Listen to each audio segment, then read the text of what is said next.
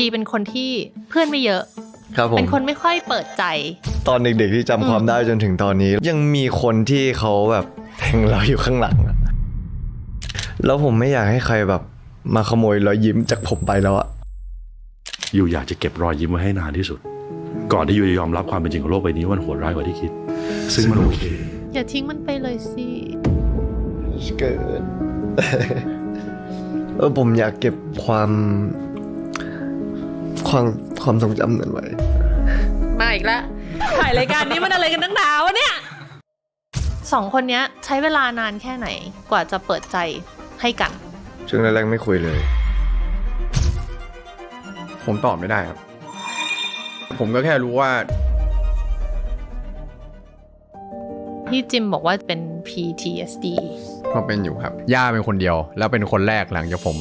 จบหมอด้วยที่ผมได้ปั๊มหัวใจอะไรเงี้ยออกมาปุ๊บย่าเต็มเลยคุณปู่ก็อยู่ตรงนั้นแหละแกก็เดินเข้ามากอดผมแล้วก็ร้องไห้แล้วก็กอดแล้วก็บอกไม่เป็นไรเต็มที่แหละแล้วผมก็ฟุบลงไปเลยอันนั้นคือที่สุดของชีวิตละไม่ค่อยนึกภาพจิมมี่ร้องไห้โฮเนาะไม่ค่อยเห็นคิดว่าตอนนี้นะคะจะเข้าใจคู่ของเราดีแค่ไหนเดี๋ยวพี่มีคำถามขอทดสอบหน่อยโอ้ยถามพี่จิมก่อนพี่จิมคิดว่าซีเป็นคนชอบกอดหรือชอบถูกกอดค่ะก่อนที่จะไปชมคอนเทนต์วันนี้นะคะจะอยากขอบคุณทุกคนเลยค่ะที่คลิกเข้ามาฟังแต่อยากจะบอกว่าหลายคนเนี่ยกลับเข้ามาดูรายการและคอนเทนต์ในช่อง Life บ่อยมากแต่อาจจะยังไม่ได้กดติดตามกันเลยค่ะถ้ารายการนี้นะคะทำให้คุณเข้าใจตัวเองเข้าใจคนรอบข้างมากขึ้นอีกนิดหรือว่าทำให้วันหนึ่งของคุณเบาขึ้นบ้างเนี่ยจะอยากขอกำลังใจเล็กๆนะคะจากทุกคนเลยค่ะช่วยกดไลค์กดแชร์แล้วก็กด subscribe นะคะเป็นกำลังใจให้ทีมงานได้สร้างสรรค์คอนเทนต์ดีๆต่อไปค่ะทุกไลค์ทุกแชร์ทุกคอมเมนต์มีค่ากับพวกเรามากๆนะครับและอยากขอบคุณที่ทุกคนมาเป็นส่วนหนึ่งกับ Family ของ How Are You Feeling ครับขอบคุณจากใจเลยครับสวัสดีค่ะสวัสดีค่ะสวัสดีครับสวัสดีค่ะคู่นี้เขาเป็นเด็กมารยาทดี นั่งเวลานั่งอยู่กับแฟนคลับเขาก็นั่งไหว้ทุกคนถามก่อนตอนที่เรานั่งคุยกันตรงเนี้ยเพิ่งจบแฟนคอนมาไม่กี่วันเลยเป็นคอนเสิร์ตคู่เป็นแบบคอนเสิร์ตเดี่ยวของคู่เราเลยที่เป็นสเกลใหญ่ครั้งแรกเป็นไงบ้างคะก็เอาจริงๆตื้นตันนะไม่คิดไม่ฝันมาก่อนว่าเราจะได้แบบมีคอนเสิร์ตอีกครั้งหนึ่งคือมันเป็นโอกาสที่แบบไม่ได้เจอกันบ่อยๆไม่ได้มีบ่อยๆแล้วก็อยากจะขอบคุณพี่จ๋าด้วยครับที่ทำให้มันแฮปปี้ด้วยครับพี่ไม่ได้ทำอะไรเลยสิ แม่จ๋านี่แหละพี่ไม่ได้ทำอะไรแม่จ๋าก็คือมันมาจากทำนายไทยทัพด้วยครับมันเลยทำให้แบบแฟนๆเขาชื่นชอบในซีรีส์มันเลยทำให้แฟนๆแบบช่วยซัพพอร์ตเราแล้วก็ทำให้เกิดแฟนคอนอันนี้ขึ้นมามันเป็นสิ่งที่2คนเก็บเกี่ยวมาเป็นเวลา5ปีเต็มแล้ว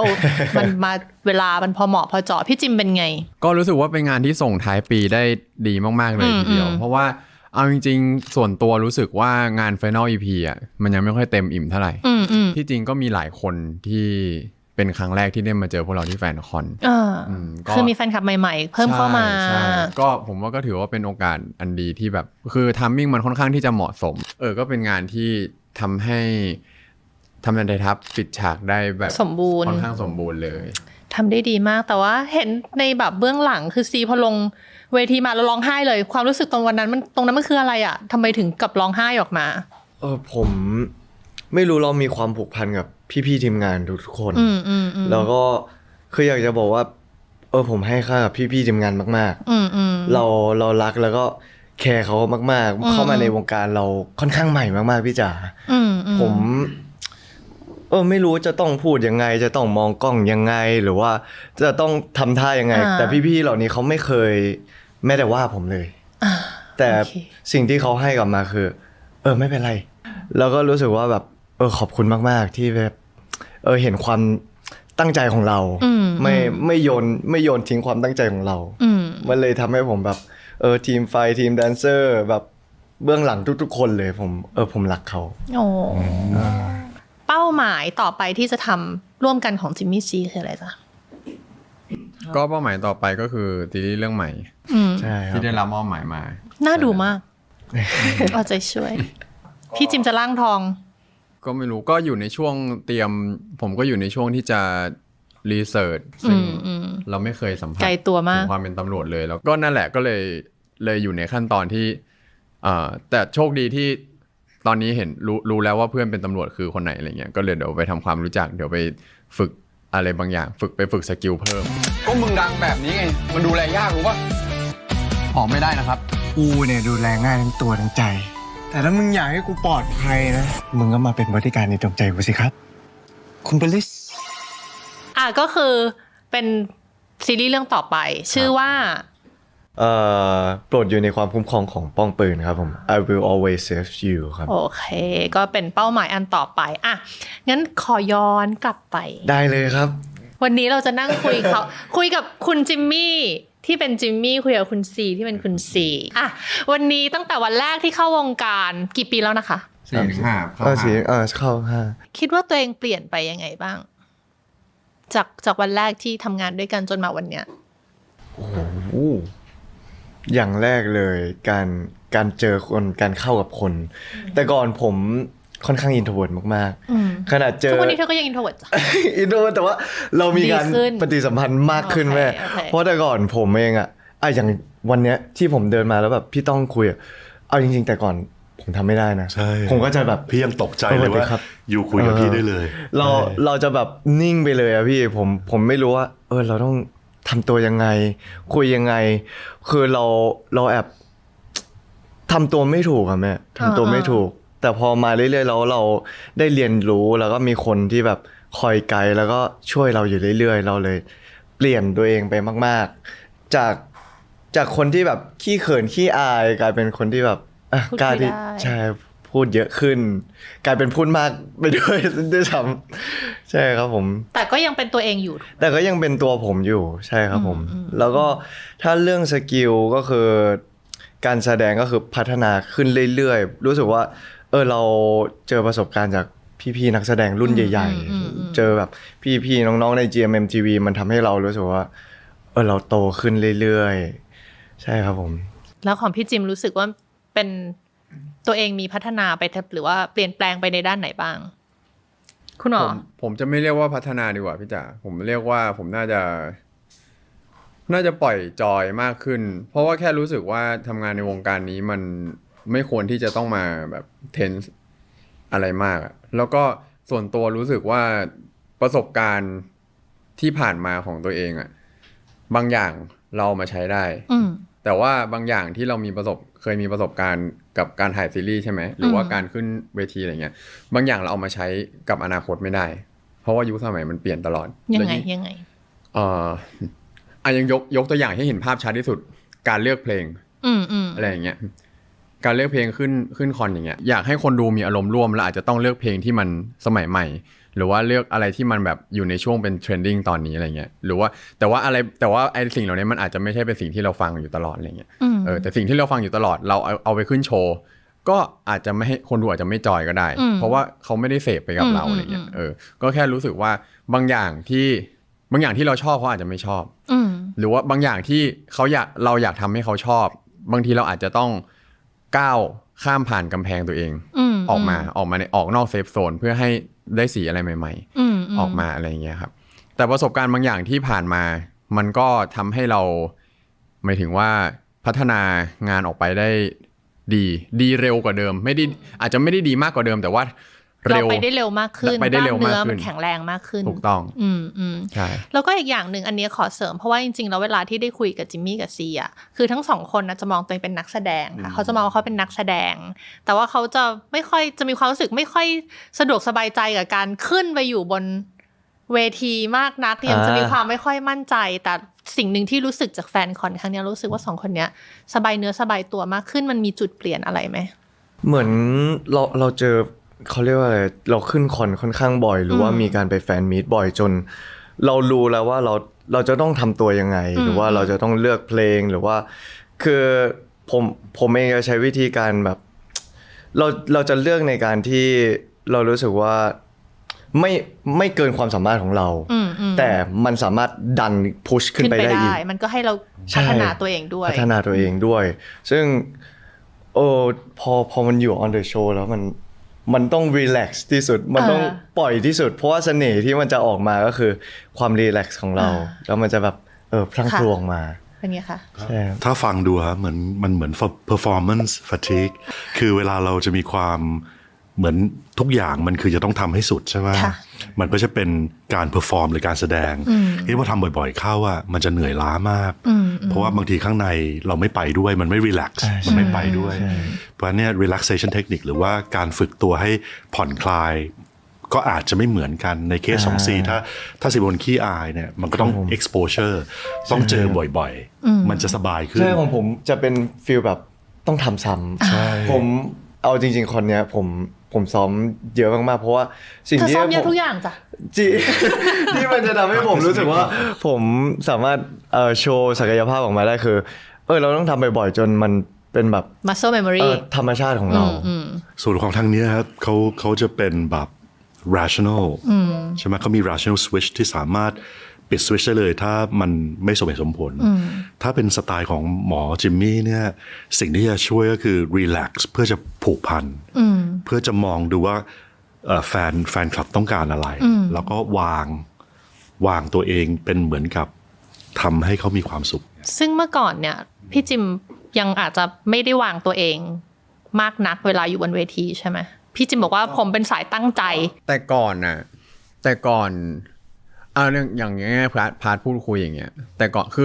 คือผมว่าพาร์ทพูดคุยทีมงานเขาก็ตั้งใจทำบุลเลตมาให้เยอะมากแหละเพราะแต่เราก็พูดเป็นบุลเลตเลยแล้วก็จำได้ทุกอย่างที่ทีมงานอยากให้เราพูดเนี่ยมันก็จะกลายเป็นว่า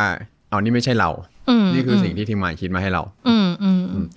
ก็คอนนี้ผมก็เลยเลือกที่จะไม่อ่านผมไม่ได้ดูจออะไรสักอย่างเลยแล้วก็ไม่ได้คิดมาด้วยว่าเราต้องพูดอะไรเราก็แค่อยู่ตรงนั้นน่ะ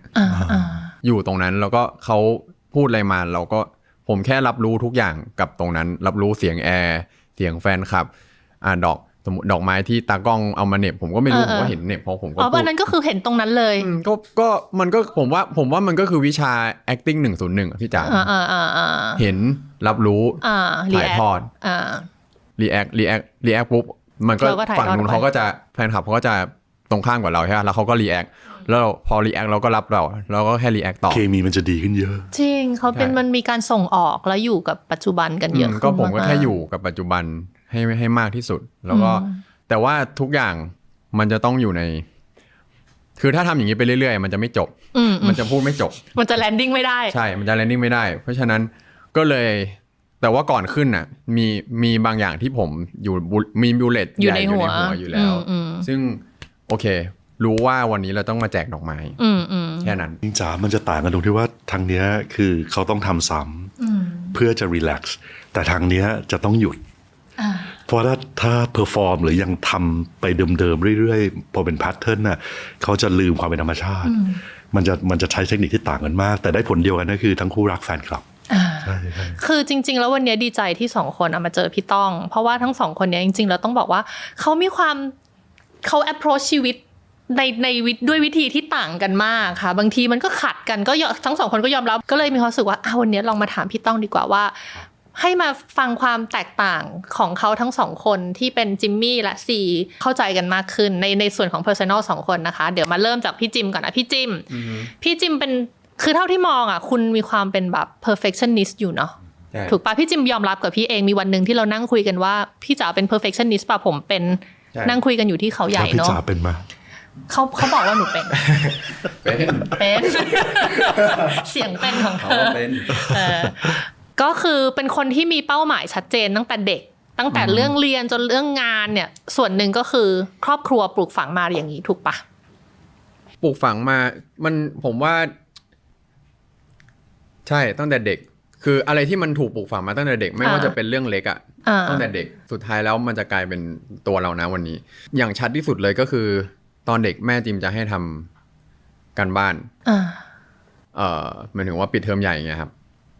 ต้องทำวิชาเลขให้ได้อย่างน้อย20 หน้าต่อวันเสร็จแล้วถึงจะออกไปเล่นได้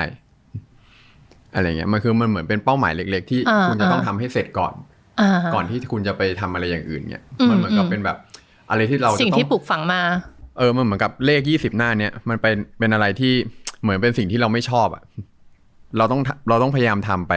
ให้เสร็จ พี่จิมไม่ชอบเลขด้วยเหรอ เราไม่ชอบทำกันบ้านไง โอเค ใครชอบทำกันบ้านไม่มี ฉันนึกว่าเธอชอบทำกันบ้าน ไม่มีผมเกลียดอยู่แล้ว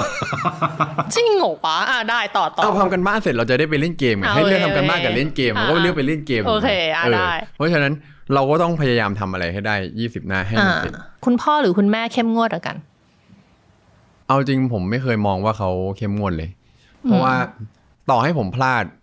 เขาก็ไม่เคยว่าผมต่อให้ผมพลาดเขาไม่เคยว่า หรือแม้กระทั่งวันแรกที่ผมได้ที่ผมเล่าในคอนอ่ะวันแรกที่ผมได้เกรด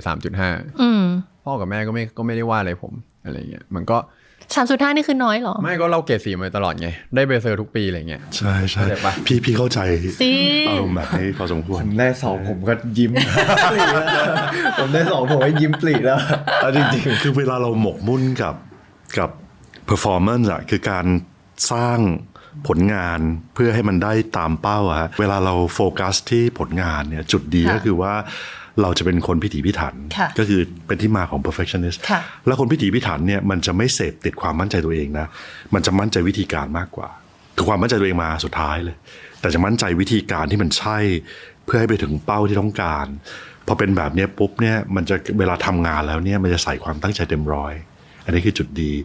แต่จุดด้อยที่มาจากจุดแข็งก็คือจะรีแลกซ์ไม่เป็นมันก็จะครอนิกนั่นหมายถึงว่าท้ายสุดมันจะเป็นจุดที่เราทำงานจนเหนื่อยมากแล้วเราไม่มีแรงที่จะแบบเอนเตอร์เทนอ่ะเพราะฉะนั้นเนี่ยถึงเข้าใจว่าเวลาที่หมอจิมมี่บอกว่าผมต้องปล่อยวางละเขาวางสคริปต์มายังไงผมขอดูแค่หน้างานแล้วอิมพรไวส์แล้วก็เป็นธรรมชาติขึ้นกับแฟนคลับเนี่ยเพื่อจะดึงเอาความสุขออกมาเพราะความสุขเนี่ยมันไม่ได้มาจากเพอร์ฟอร์แมนซ์ไม่ได้มาจากผลงานแต่มาจากการปล่อยจอยมาจากการให้เรารีแลกซ์เหมือนได้เล่นเกมหลังการบ้านจบ พอพูดเรื่องเกมนี่น่ายิ้มมากซึ่งจริงๆนะเพราะว่าอย่างที่พูดกับพี่ต้องบอกว่าจะให้จับพูดว่าจิมเป็นคนมั่นใจในตัวเองจับก็พูดได้ไม่เต็มปากเขาไม่ใช่คนมั่นใจในตัวเองนะจ๊ะไม่ด้วยความที่เราเป็นชาวบ้านเนาะเราก็ไม่รู้ว่าเอ๊ะอย่างนี้เขาเรียกว่าอะไรแต่จิมเป็นคนเชื่อในกระบวนการถูกไหมใน process ไง เพราะว่าคนเก่งจัดเนี่ยเขาจะมองความมั่นใจในตัวเองอะไม่ใช่เรื่องใหญ่เขาจะมองวิธีการที่ใช่เป็นเรื่องใหญ่อีลอนมัสก์สตีฟจ็อบส์ไม่พูดถึงความมั่นใจตัวเองเลยเขาจะพูดถึงเรื่องของ signal กับ noise คือตัด noise ออกแล้วดูวิธีการที่ใช่มันจะไปถึงผลงานเขาจะไม่มานั่ง prep talk หรือปลุกใจว่าต้องมั่นใจตัวเองอะเขาจะแค่ดูวิธีการที่ใช่ไปเรื่อยๆผลที่ตามมาคือคนที่เป็น high achiever คนที่แบบประสบความสำเร็จแล้วก็โดดเด่นแล้วก็มีผลงานเยอะทำได้หลายอย่างในเวลาเดียวกันนะคนเหล่านี้จะต้องไปฝึก relax ทุกวันเพราะว่าอะไรเพราะว่าพอเราทำได้หลายเป้ามันจะมีความเหนื่อยสะสมเยอะเป็นอย่างนั้นไหมคะไม่รู้มีเป็นบ้างไหมมีความเหนื่อยสะสมเหนื่อยสะสมมันเหนื่อยสะสมตลอดอยู่แล้วครับแล้วก็หมายถึงว่าก็เหมือนที่พี่ต้องบอกว่าผมไม่ได้มีความมั่นใจในตัวเองอยู่แล้วใช่เพราะว่าเราไม่ได้รู้สึกว่าเราไม่รู้สึกว่าเราเก่งอย่างเช่นขึ้นเวทีอย่างเงี้ยผมไม่ได้ร้องเพลงเก่งผมไม่ได้เต้นเก่งผมไม่มีอะไรเก่งเลยบนเวทีเราก็ไม่ได้ฝึกมาที่จะเป็นไอดอลด้วยอะไรเงี้ยแต่เราแค่เชื่อว่าเดี๋ยว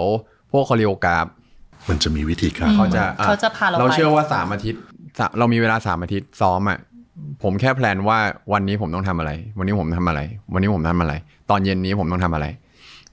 เขาปิดสวิตช์ความรู้สึกเก่งปุ๊บแล้วเราก็แค่ทำ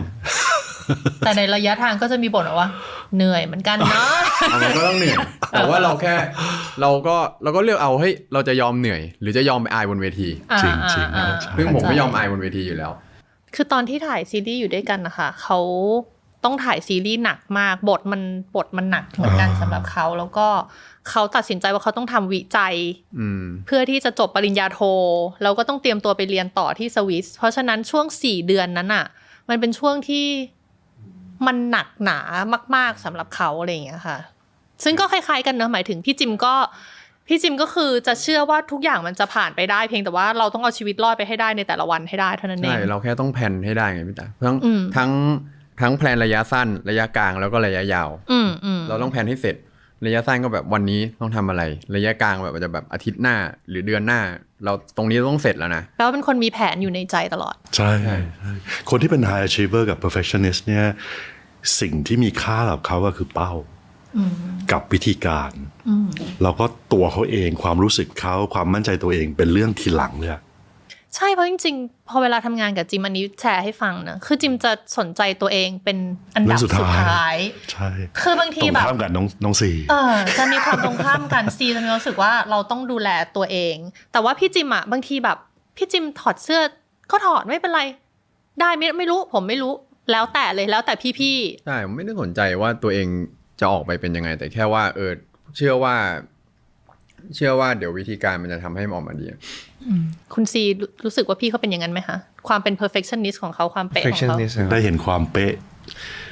ก็เห็นมาเยอะ เราเห็นมาเยอะคือเราอยู่จนเราเข้าใจเขาแล้วกันผมชอบเขาตรงที่เขาแบบทำได้เต็มที่แบบทุกๆงานแล้วก็ไม่สนก็เราทำเต็มที่สุดแล้วอะเราได้เท่านี้ณขนาดที่เรามันกระตุ้นมัสเซลเขาด้วยนะจริงๆมันกระตุ้นเขาเป็นคนที่เป็นแหล่งกระตุ้นผมด้วยที่รู้สึกว่ามันทำให้เรา try hard ขึ้นอยู่เรื่อยๆแล้วก็มันเหมือนต้องดันเพดานตัวเองไปเรื่อยๆใช่ครับมันต้องกระตือรือร้นตลอดพี่ว่านี่คือสิ่งที่อยู่รักผมชอบกลายเป็นว่าตอนแรกเราอาจจะแบบกดดันตัวเองแต่พอหลังๆเฮ้ยมันเป็นสิ่งที่ดีต่อตัวเรามันทำให้เรามีการแอคทีฟมากขึ้นมีความรับผิดชอบที่สูงมากๆแล้วก็รู้สึกว่าก็แฮปปี้ครับเพราะคนขี้อายต้องการพุชคนขี้อายเนี่ยต้องมีคนพุชถ้ามีคนพุชเนี่ยเขาจะรู้สึกเลยว่าเฮ้ยเอาไปอย่างเงี้ยพอพี่เห็นทั้งคู่พี่เห็นเคมีแล้วเพราะว่าทางซีเนี่ยจริงๆความรู้สึกก็คือแผนที่ทางเนี้ยความคิดคือแผนที่ความรู้สึกคือแผนที่ซีเป็นความรู้สึกเป็นแผนที่คือเอาความรู้สึกเป็นแผนที่แต่พี่จิมเอาความคิดเป็นแผนที่คือวิธีการใช่ไปถึงเป้าจบที่เหลือเดี๋ยว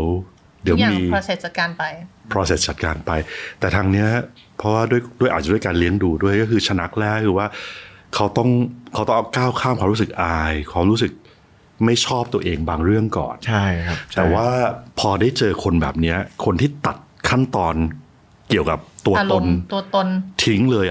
มันถึงจุดหนึ่งมันก็อยากเรียนแบบพูดเรื่องยกตัวอย่างเรื่องการเป็น perfectionist เรื่องคนจะรู้มากว่าพี่จิมกินคลีนนึกออกมาใช่ไหมแต่จริงๆแล้วมันจะมีเรื่องราวที่ไม่รู้จิมเคยเล่าให้ใครฟังไหมว่าเหตุผลที่พี่จิมกินคลีนเพราะว่าจริงๆแล้วเคยป่วยจนจะเอาชีวิตไม่รอดมาแล้วใช่ก็เป็นไข้เลือดออกครับก็น่าจะเคยแต่ว่าก็ไม่แต่ก่อนเป็นไข้เลือดออกก็กินครับเพราะว่าสมัยนั้นก็ออกกำลังกายเล่นกล้ามอะไรอย่างเงี้ยใช่ก็แต่ว่าพอมาเป็นไข้เลือดออกตอนนั้นก็เกือบตายก็เป็นมันหนักแค่ไหนก็ผมเป็นพร้อมพี่ปอทฤษฎีเลยแล้วก็หนักเท่าเขาตอนนั้นรู้สึกยังไงตอนนั้นไม่รู้สึกเลยครับเพราะว่าตัดเซอร์กิตทิ้งไปเลยเพราะว่าไข้เลือดออกเป็นโรคพิเศษโรคหนึ่งครับพี่ต้องคือช็อกคนช็อกของไข้เลือดออกเขาจะเรียกว่าเป็น profoundช็อกเป็น profound shock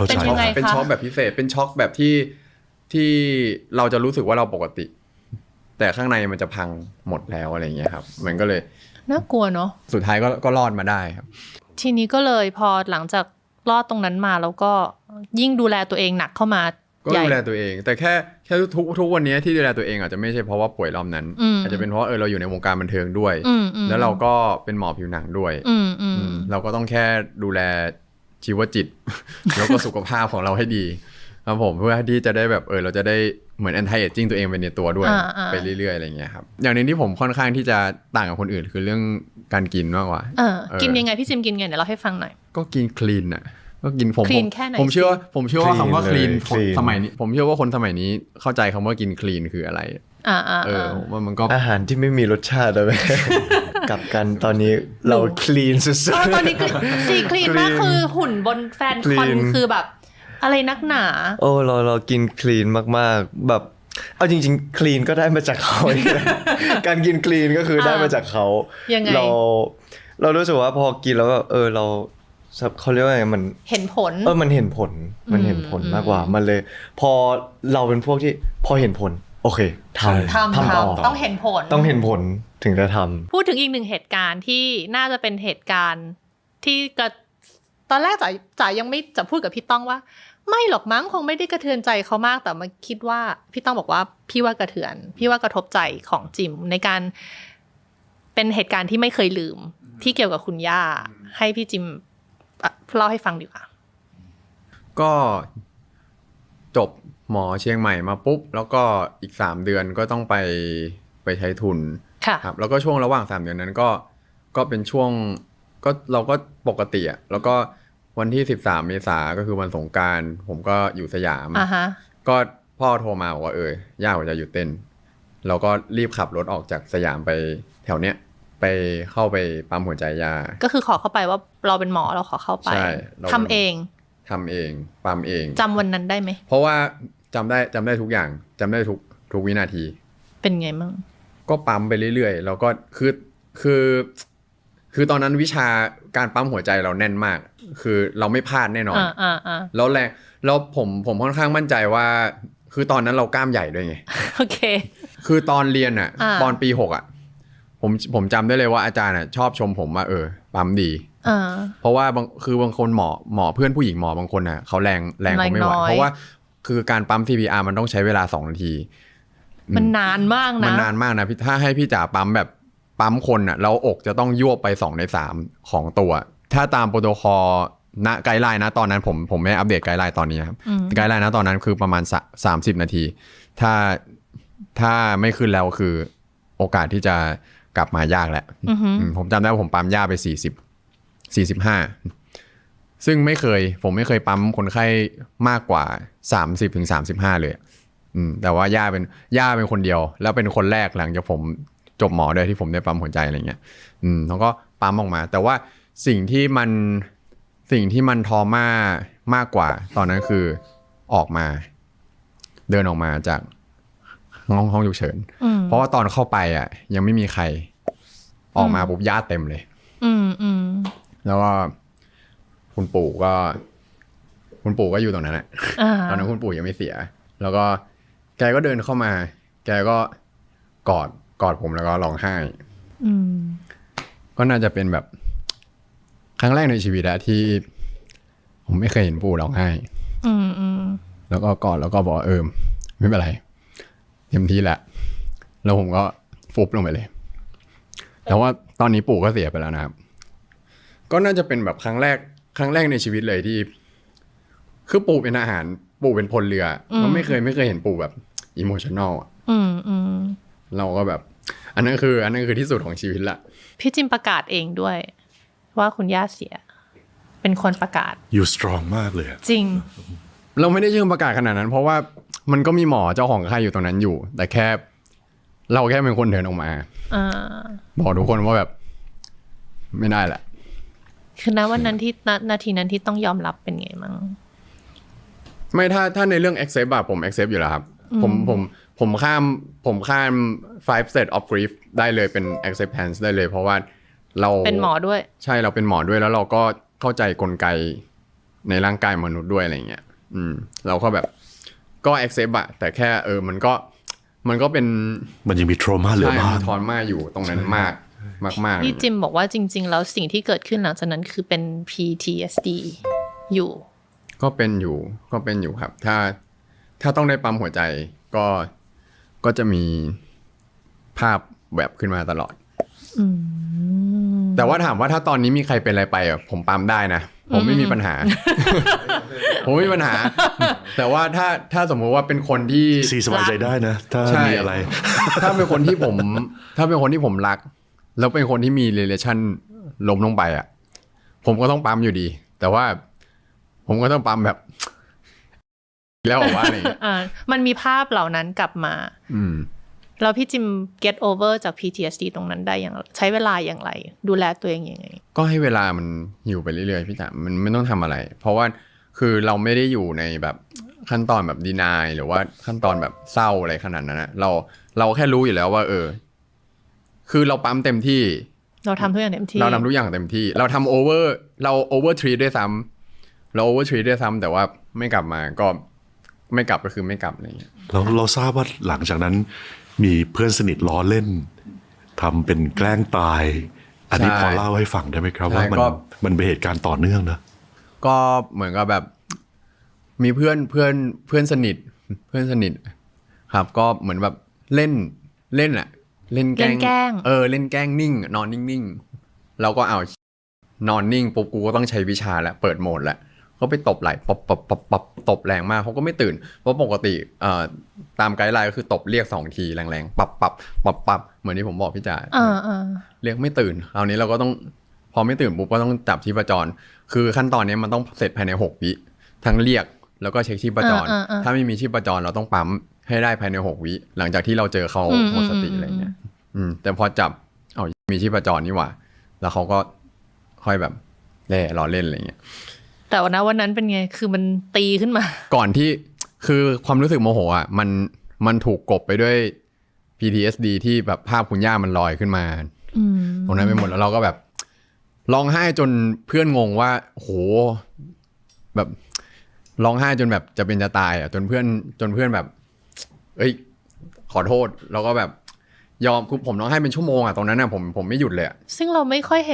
อยนึกภาพจิมมี่ร้องไห้โฮเนาะไม่ค่อยเห็นเขาแบบได้เห็นมา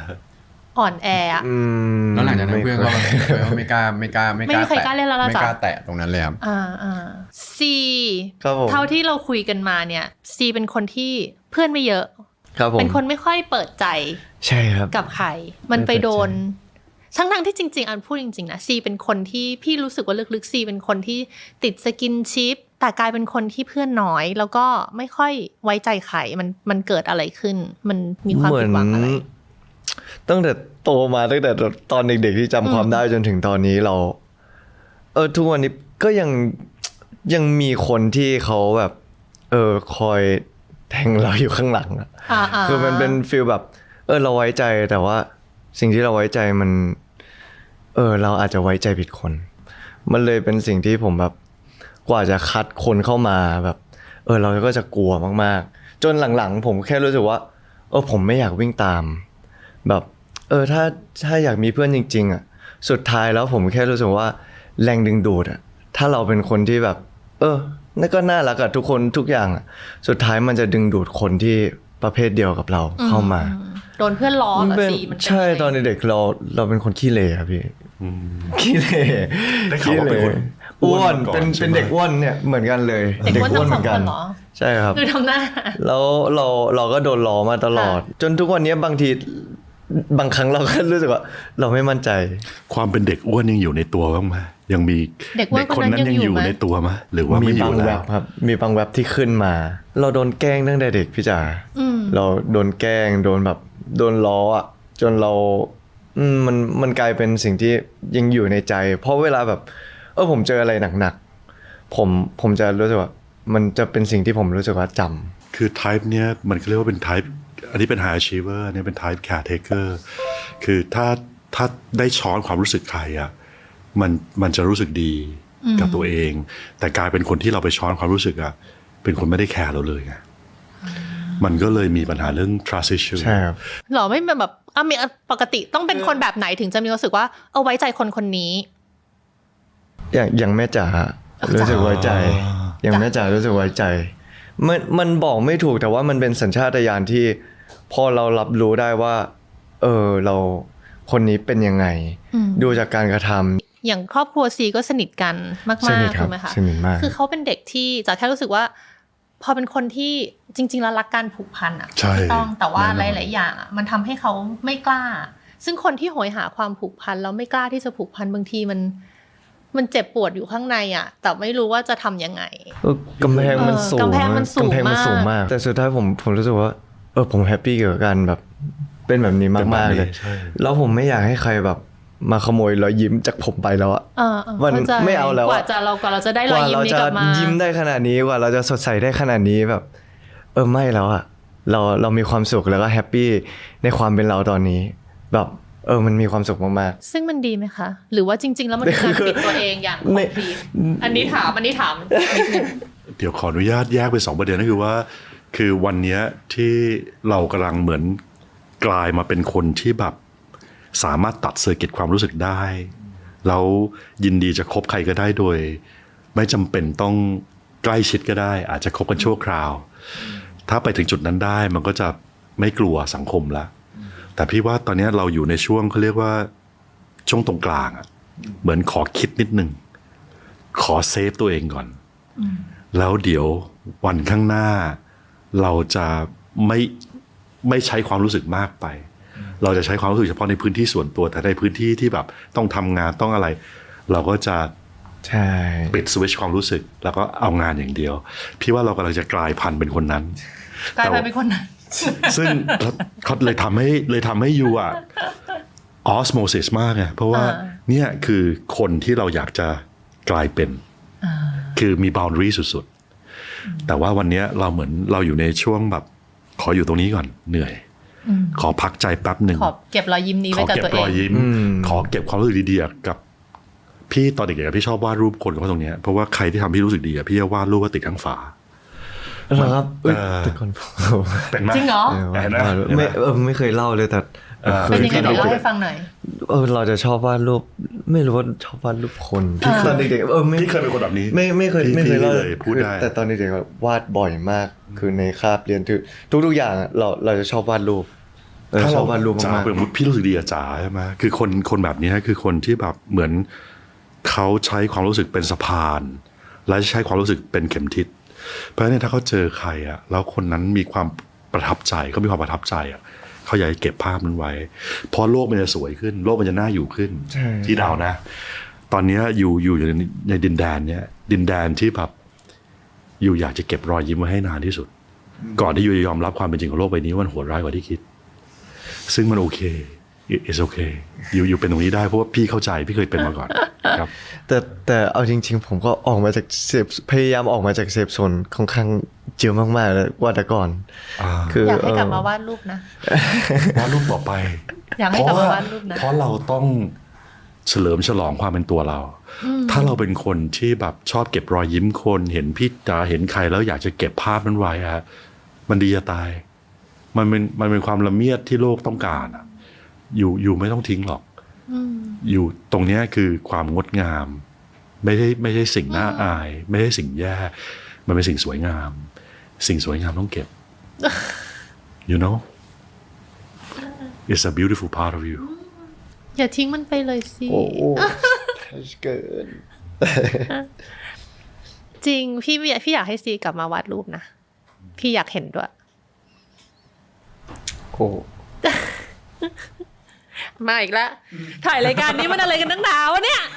พี่รู้สึกว่าซีอ่ะมีความรู้สึกว่าโลกเนี้ยน่ากลัวใช่แล้วซีก็เหมือนกั้นตัวเองจากโลกนี้ซึ่งพี่ไม่อยากให้ที่พี่พูดเพราะพี่ไม่อยากให้ซีรู้สึกอย่างนั้นผมเจอมาเยอะใช่ไงใช่เข้าใจว่าเจอมาเยอะคนภาพของคนดีๆอ่ะมันจะทำให้ซีอ่ะเขาพร้อมจะรับมือกับโลกที่โหดร้ายเพราะนี่ที่อยู่ร้องไห้มันเหมือนกับว่าแบบตอนแรกอยู่จะทิ้งพานี้ไปเลยไงอยู่รู้สึกว่าเราต้องทัฟเราต้องเข้มเราต้องแต่เราลืมไปว่าวิธีการเอาตัวรอดของเราอ่ะมันไม่เหมือนคนอื่นไงเราเป็นคนละเมียดเราเป็นคนชอบรอยยิ้มเราเป็นคนชอบอารมณ์คนพี่ว่าเราไม่ควรทิ้งมันอ่ะใช่มันเป็นตัวตนที่สวยที่สวยงามมากๆพี่ไม่อยากให้ซีทิ้งมันไปแต่ว่าเราแค่ดิวกับโลกนี้ได้แต่อย่าทิ้งตัวตนนั้นไปเลยเพราะมันคือสีที่โคตรดีเลยอะไม่รู้ผมแค่แบบเวลาที่ผมวาดรูปมันจะเป็นโอกาสที่เหมือนเป็นสิ่งที่สำคัญเหมือนเป็นภาพที่เราไม่อยากลืมหรือว่าเป็นความรู้สึกที่มันดีมากๆเลยวันนี้วาดใครมั่งจำได้ไหมว่าวาดใครมั่งอย่างน้อยมันมีครอบครัวผมนี่นะครับที่บ้านก็ไม่รู้แต่ตัวผมวาดเก็บไว้วาดอีกอย่าทิ้งมันไปเลยอ่ะกลับมาที่พี่จิมเคยพูดประโยคนึงบอกว่า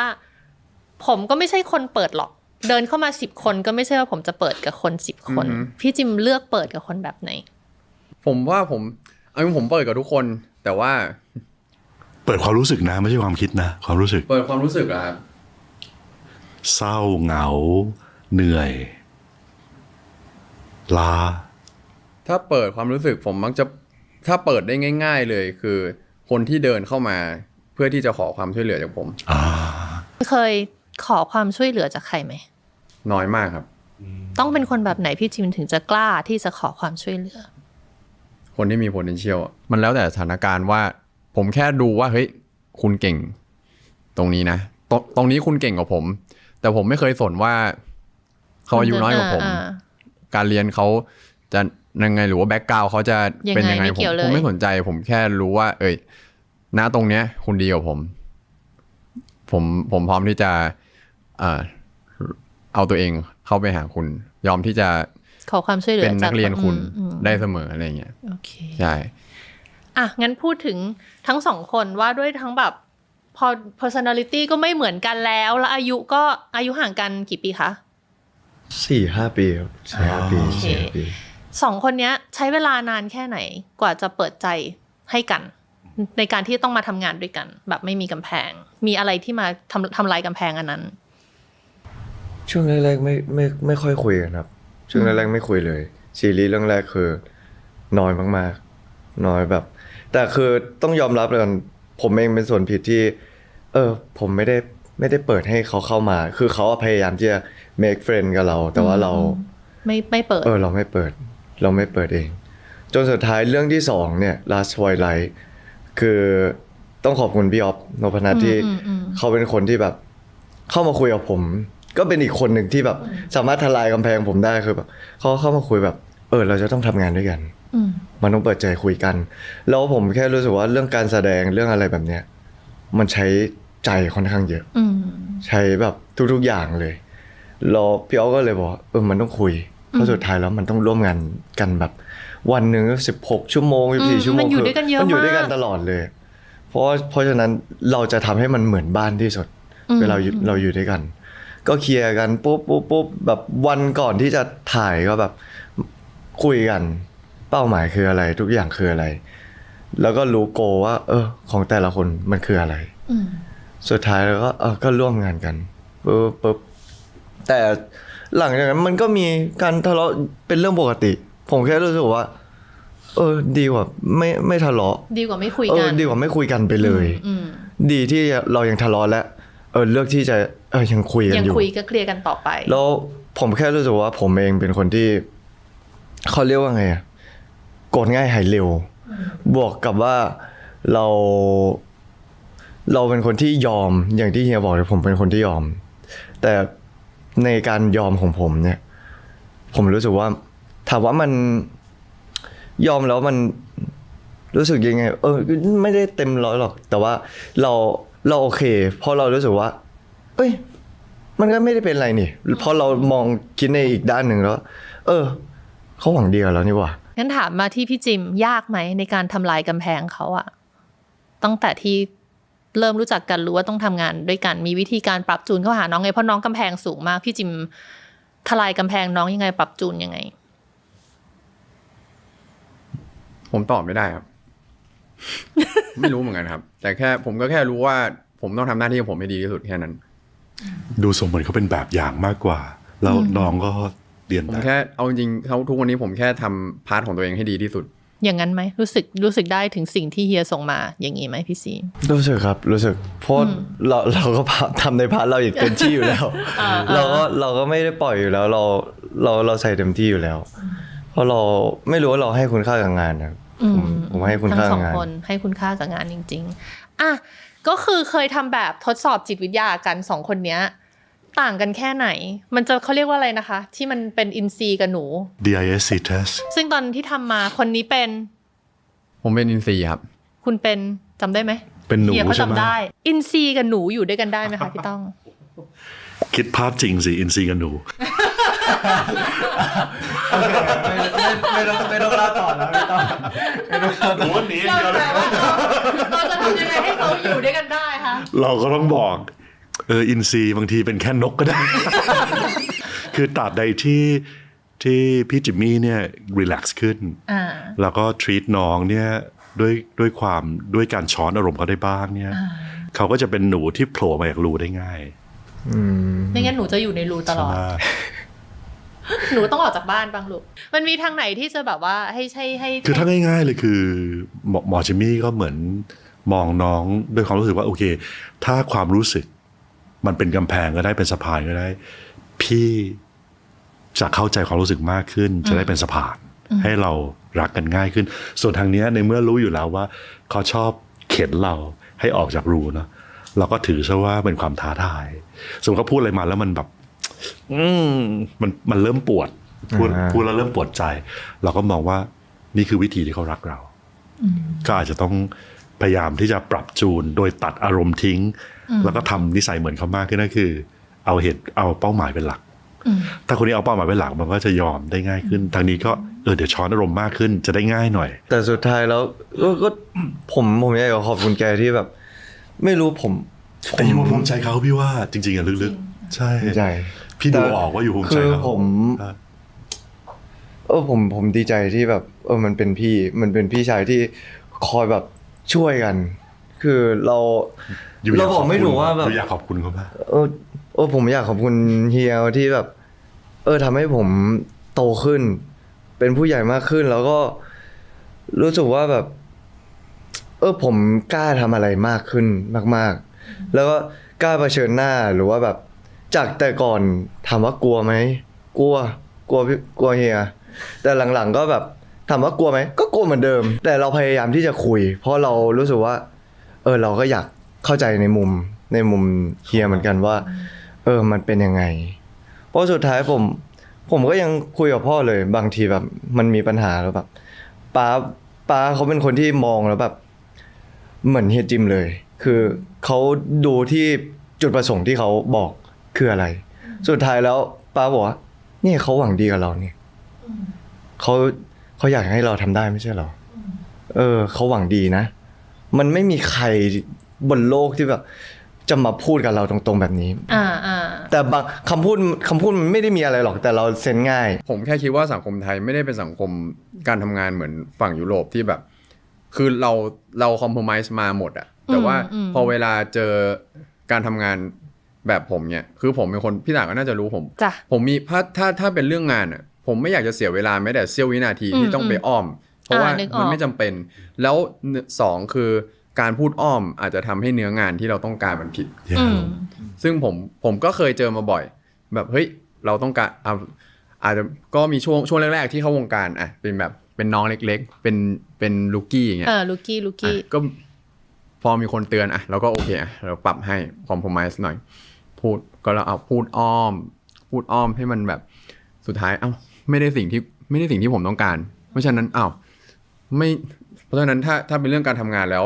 ผมไม่จำเป็นที่จะต้องไปอ้อมค้อมกับใครเพราะว่าสุดท้ายแล้วหน้างานคนที่ต้องแบกรับหน้างานคือเราเพราะฉะนั้น no ผมจะไม่เอาตัวตนอันนี้ผมออกไปเด็ดขาดแบบต่อใ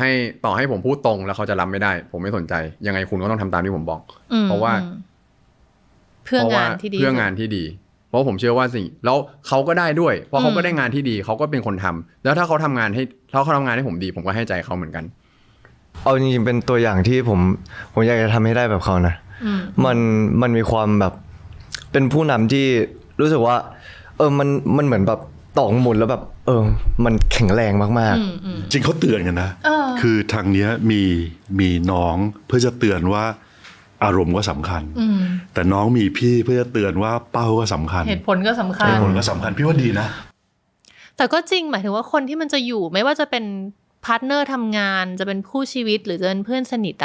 คนที่มันอยู่กันไปได้เรื่อยๆมันไม่ใช่คนไม่ทะเลาะกันเนาะพี่ต้องมันคือคนที่ทะเลาะกันแล้วก็ยังยืนยันว่าไม่เป็นไร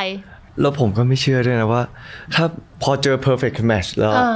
คุณจะไม่ทะเลาะเป็นไปไม่ได้ไม่มีอะไร perfect เสน่ห์ของมันคือการผิดพลาดผิดพลาดแล้วต้องเรียนรู้